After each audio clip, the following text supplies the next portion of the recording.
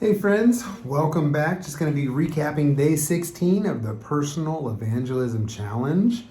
I got to the end of my work day and I still had not prayed for somebody, and I got almost in like a frantic mode where I was just like, oh my goodness, am I going to find somebody? I got to get home. I got to help with the kids. all the cares of the world and life and family. And I got feeling like desperate. And so I went to like 3 different stores. Nothing was happening. Um, I even drove past like a fire station, whipped a U-turn. I'm like, I'm gonna go in there and pray for some first responders. They were closed for business. I called their number. Nobody answered. I'm still thinking about going back during business hours. I think that'd be a cool place to pray for people. Anyways, then I'm like, okay, well maybe somebody will be walking down the road and I can like offer them a ride and pray for them. I saw somebody walking. Hey friend, need a ride? No, I'm good. Okay. Well, I didn't necessarily ask to pray for him, so that's not a rejection. So then I drove through a neighborhood or two, and I was like, you know what? I'm gonna go to Old Faithful, the dollar store. You want to find somebody to pray for? The dollar store will do it. So I went in there. I didn't need anything, so I just picked up like an orange caution cone, and I used the line, which I think this is a really good one. Hey, excuse me, would it be crazy if I prayed for you right now?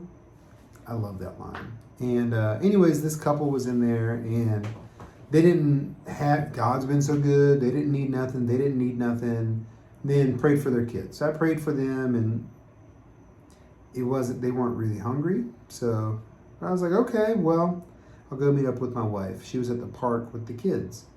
And I went there and was able to connect with multiple people, prayed for an old woman. She actually asked me to pray for her, because we were just talking. I invited her to church, gave her a card and everything like that. And she's like, well, keep me in your prayers. I'm keeping your prayers. I'm like, oh, I can pray for you now. What do you need? And I prayed with her. She even spoke in tongues some. I'm assuming she's done that before.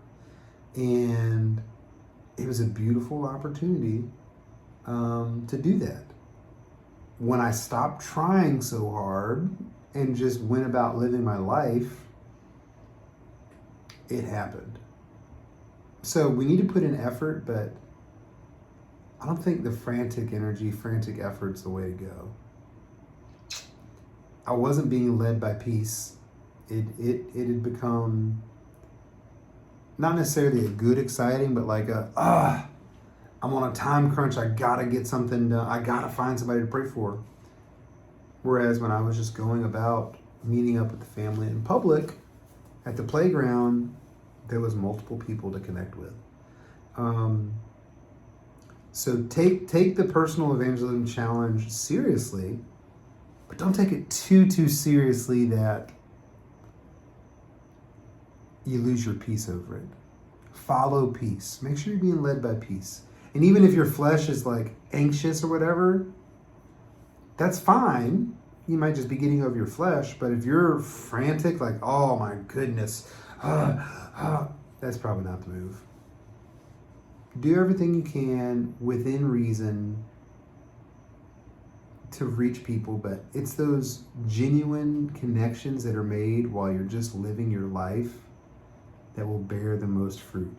There was a couple people there at the park that were like, we're gonna come visit you at church. We didn't even like say, hey, come see us. Just, they were asking about our church because it came up in conversation. I gave them the church cards. We're gonna come see you. So that's my encouragement.